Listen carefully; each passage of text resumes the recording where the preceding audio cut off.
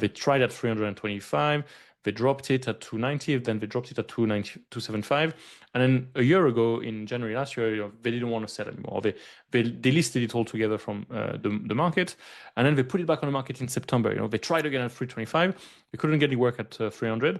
But what's really interesting here is, one of the things you'll hear from me and Simon is, ignore the asking price. Deals are made, not found. So like, it's really irrelevant. Don't be that person who scrolls through pages and pages of properties thinking that there are no deals out there, because of course nothing stacks at asking price. It's really irrelevant. A deal happens when a buyer and a seller meet at the true market value. That is, when the supply and demand curve sort of cross. What's really, really interesting here is you could go and speak to the agent just by the look of this random graph here and say, hey, I seem to remember seeing this property been on the market like a year ago, a while back, at 275. Is that right? Why is it at 300 now? And then you leave a blank here, and I guarantee you, like, the agent will say, oh well, I'm sure they'll take 275.